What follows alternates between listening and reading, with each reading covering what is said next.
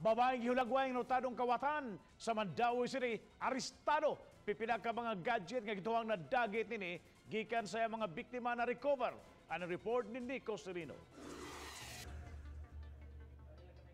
Nagtingkagol karon sa Centro Police Station sa Mandaue City si Irene Pelayo Lumad nga taga Bugo City. Naaresto siya kagahapon sa buntag sa may barangay Alang-Alang human giingong ng biktima sa usa ka boarding house. Naatlan sa tagbalay ang suspect nga nangawat og kwarta ug mga gadgets. Naabtan ni siya sa tag-iya, nagbitbit na og kanya karon nang nawag din og tanod. Niadto din tanod. So gihold nila. Nya nanawag sila namo, gilungkab gyud niya. Ang mga room sa nagboard sa ila. Sa investigasyon, nasuta nga daghan pa diay og mga panimay nga nabiktima si Pelayo. Kuha kini sa CCTV sa lain nga boarding house sa Maydan AS Fortuna niadto lang Sabado. Makita ang pag-abot sa suspect nga si Pelayo nga unang misuhid sa second floor. Giganid niini ang mga lawak ug sa usa ka kwarto misuway papagamit og silhig tukog aron pag-abli apan wala mudayon. Sa third floor sa maong panimay, nagmalampuson kini pagkuha og mga butang nga gisud niya sa paper bag.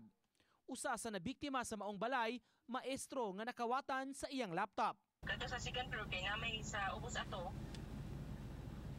Sa first floor ato, sa ground floor kay naay mga tao. So magagi-agi ra niya makita ra siya kung siya sa second. Moto ni saka siya sa third floor. Pag-abot niya sa amo ang room dito, na-open niya. Igamit niya ang mga kutsara, ipangpingkong ang mga kutsara para ma-open niya. Sa pagkadakop kang Pelayo kagahapon, na-recover sa kapulisan atol sa follow-up ang mga gadgets nga gituhang kinawat. Upat ka mga laptop ug usa ka tablet, ingon man resibo sa ahensya nga giprendahan sa uban. Professional na siya kay dali ra sa kay makaabli. Bisag silig iyang gigamit na abli niya.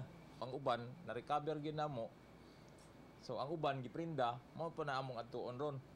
Ang say ko na to kung malukat ba to. Kaya ang mga resibo ko ng uban, iyan ang gipang labay dayon.